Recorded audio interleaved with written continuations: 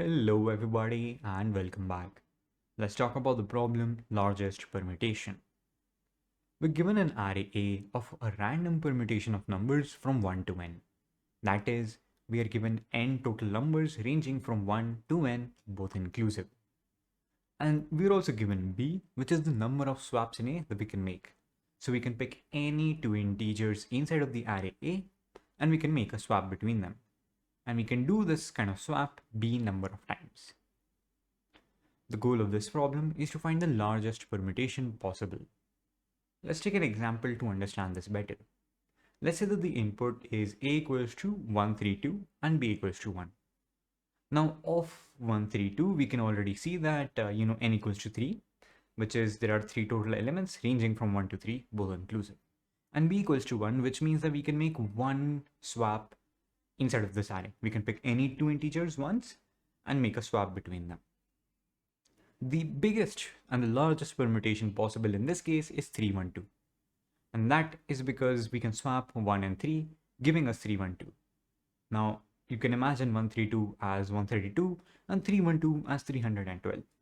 And so the output is the largest possible permutation we can get out. Feel free to write down more examples and try this out yourself. You won't be able to find any better permutation than 312 when B equals to 1. Alright, now let's take a couple of more examples and try to build our intuitions and understanding from it. Let's say that the input array given to us is 1, 2, 3, 4. Pretty simple permutation, right? And B is given as 1, which means that we can make one swap in total. Now let's actually write this array down once again. And now I'm going to ask you the question. What is the number that has the biggest bang for its buck? What is the number that can change the most? Is the number 4, right? 4 is the biggest number possible. And so if we can bring 4 to the front, that'll be better than bringing 3 to the front or 2 to the front, right? So what we'll do is we'll swap 4 and 1. And that's it. And that's the answer for this test case. Pretty simple, right? We're basically trying to find the numbers which have the biggest bang for their buck. All right, let's take another example and we'll try to work out a solution again. Let's say that the input is 32415 and B equals to 3, which means that in this case, we can make a total of 3 swaps. Now, how do we proceed to a solution? Well, what is the first thing that we should do? We want to maximize the number. We want to make the number as big as possible. So what we can do is we look at 32415 and we realize that 5 is the biggest number. 5 has the biggest bang for its buck, right? So we can take 1B, we can take one step, and we can bring 5 to the front. That does mean 3 goes at the end, but you know what? A number starting from 5 is going to be much greater than a number starting from 3. So we'll make that swap happen. Okay, what's the next step then? Well, since we have 3 B's, we can go for another row and try to look at this again. Now, which number has the most bang for its buck? Since we already made a swap with 5, 5 is already in the best position possible. How about 4? Now we can go to 4 and we can say that, you know what, go ahead and swap 4 with the element in its position. So after 5, we want to put 4.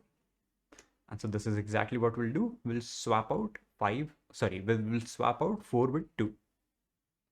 All right, so now we'll do this. And how about this?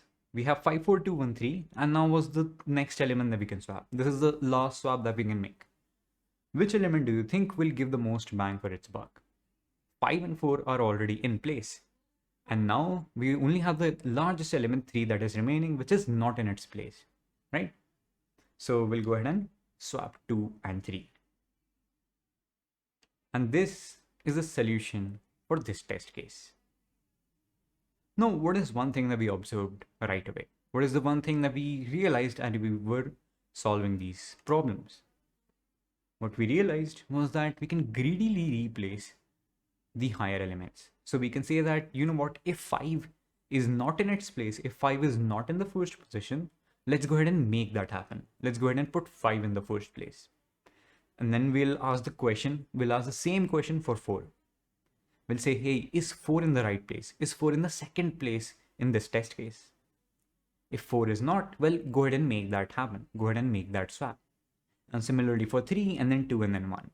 Now in case b equals to 100, well, we will have reached a point where we have 5, 4, 3, 2, 1. So that won't be very useful to us. Which means that, the scary constraint given to us that b can be 10 to the power 9 is not really meaningful, since the array is only 10 to the power 6 elements.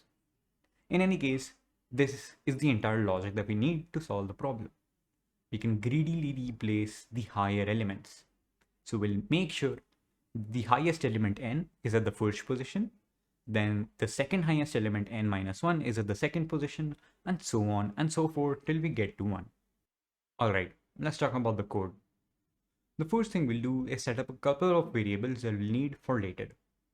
Now we set I equals to 0 since I is a pointer going from the start of the array to the end of the array.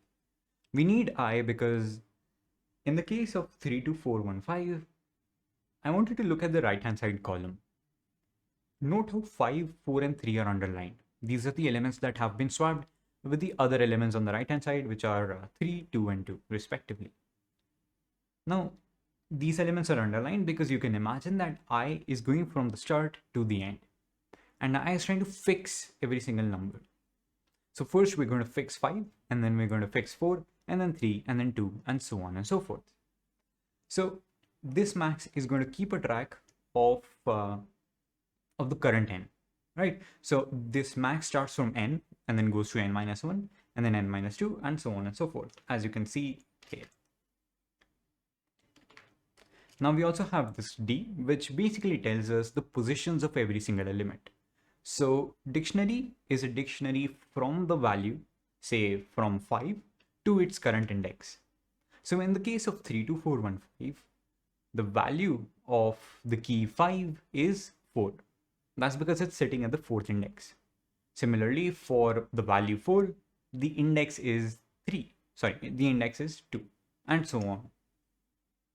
Now we're going to say, while these two conditions hold, while b exists, while we have any number of swaps left to be done, and we still haven't iterated through the entire array. So while we're still iterating through the array and while we have swaps remaining to be made, we'll do some computation.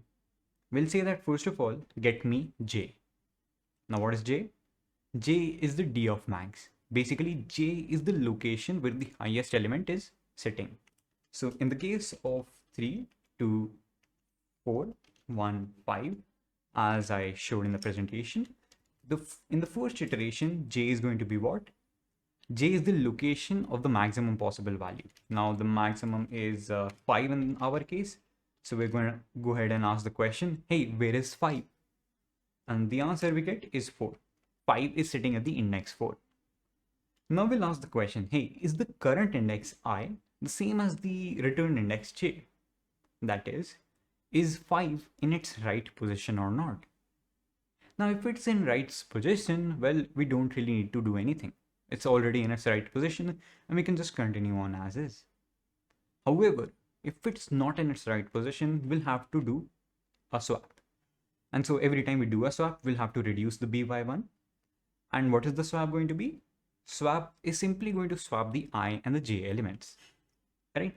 As we saw, when we realized that, 5 and 3 had to be swapped because 5 was towards the end and 5 should be in the start. Well, we wanted to replace 5 with 3. And so 3 will move to the position of 5. Now we'll say that a of I, comma a of j equals to a of j, comma a of I. Basically 5 and 3 gets swapped. There's one more thing that we need to do, which is absolutely essential, which is to update their dictionary values as well. Since both of these numbers now are at different indices than they were at before, we'll update their dictionary values. Also, towards the end of this while loop, we'll also say I plus equals to 1. Basically, now we'll increase the I pointer by 1 and we'll reduce the max by 1.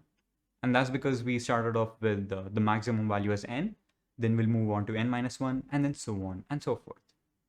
At the end, after we have made all of these swaps, we would have a that is remaining, and this a is something we'll return at the end. All right, so this is it for the code, and that is it for the solution to the problem, largest permutation.